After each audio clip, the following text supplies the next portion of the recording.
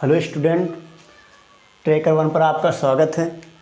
तो आज से आप लोग क्लास 10th का मैथ पढ़ेंगे और इसमें देखेंगे आप सबसे पहला लेसन आपका है वास्तविक संख्या, रियल नंबर।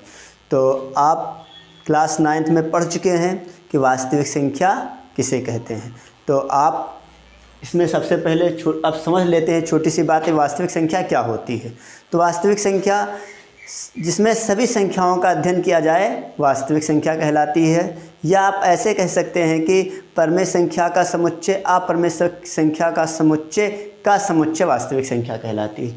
तो आप अच्छे से 9th में वास्तविक संख्या पढ़े हैं और इसमें वास्तविक संख्या में आप सबसे पहले प्रस्तावना इसकी पढ़ेंगे और कथन पढ़ेंगे।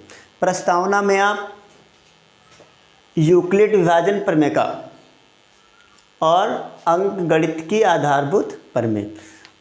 यूक्लिड विभाजन प्रमेय में सबसे पहले आप पढ़िए कि एल्गोरिथम और प्रमेय क्या होती है। एल्गोरिथम किसे कहते हैं, प्रमेय किसे कहते हैं, क्योंकि ये बहुत डाउटफुल चीज़ है कि एल्गोरिथम और प्रमेय। तो क्लियर कर लेते हैं इस चीज़ को, बहुत अच्छे से समझ लेते हैं कि एल्गोरिथम क्या होती है। एल्गोरिथम सुपरिभाषित पदों की एक श्रेणी है जो समस्या को हल करने में या विधि बताती है। हम जैसे ये दो धनात्मक संख्याओं के मासा ज्ञात करने में उपयोग की जाती है। और ये क्या होती है, यह सिद्ध किया गया कथन है जिसे अन्य कथनों को सिद्ध करने में प्रयोग करते हैं। जैसे कि इसमें आप इसको कह सकते हो बेसिकली, जैसे प्रमेय, जैसे यूक्लिड प्रमेय अगर कही जाए, यूक्लिड विभाजन प्रमेय तो आप इसमें कह सकते हो, जैसे अगर दे दी जाए एक संख्या 37, इसको कहा जाए कि 4 से डिवाइड करो, तो आप कहोगे 4 9 36, 4 9 36, एक शेषफल आ गया। अब इसे एक व्यवस्थित रूप में लिखा जाए तो आप कह दोगे इसको कि 37 दिस इक्वल 4 × 9 + 1 हो गया। इसी को यूक्लिड विभाजन प्रमेय कहते हैं। अब यहाँ पर हम लोग समझते हैं एल्गोरिथम। यूक्लिड विभाजन प्रमेय का मतलब या यूक्लिड विभाजन एल्गोरिथम। तो आप इसको आप बता दिए हम कि यह दो धनात्मक संख्याओं के मासा ज्ञात करने में उपयोगी है। अब अध्ययन कर लेते हैं हम थोड़ा सा कथन पर। कथन में दो दिए गए धनात्मक पूर्णांक a और b के लिए अद्वितीय पूर्ण संख्याओं q और r का अस्तित्व इस प्रकार है, अर्थात तो इस प्रकार है कि a = bq + r। अब ये होता क्या है, तो अब आप लोग इसको समझोगे कैसे। अगर कोई भाज्य संख्या a हो, उसको किसी भाजक से भाग दिया जाए, b मान लेते हैं उसको, और भागफल हमें q प्राप्त हो और रिमाइंडर हमको r प्राप्त हो, तो यहाँ पर हम कह सकते हैं यहाँ से एक श्रेणी प्राप्त होगी। जो आपको भी बताया है कि एल्गोरिथम सुपरिभाषित पदों की एक श्रेणी है जिसे समस्या को हल करने की विधि बताती है। यहाँ से हमको एक श्रेणी प्राप्त होगी जिसे हम कहेंगे a = bq + r, जिसे यहाँ पर a को हम कहते हैं भाज्य, a भाज्य है, b भाजक है, q भागफल है, r शेषफल है।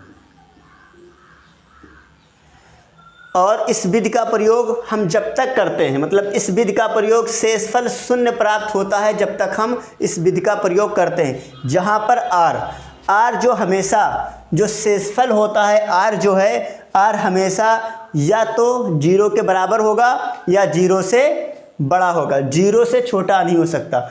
और r जो है हमेशा भाजक, जिसे b कहते हो, b से हमेशा छोटा होता है। अब इस पर बेसिस इस सूत्र का प्रयोग कैसे करते हैं, किस क्वेश्चंस के लिए करते हैं, तो एक क्वेश्चंस हम आपको बता देते हैं और एक क्वेश्चंस हम आपको होमवर्क के रूप में दे देते हैं। क्वेश्चन लिखा है, लिख दे भाई। जैसे हम पहला क्वेश्चन समझते हैं। पहला क्वेश्चन है हमारा 135 और 225। अभी बताए थे कि यहाँ पर हम यह दो धनात्मक संख्याओं के मासा ज्ञात करने में उपयोगी है। तो हम इसका मासा ज्ञात करते हैं। कैसे ज्ञात करेंगे? यहाँ पर सबसे बड़ी संख्या क्या है? 225।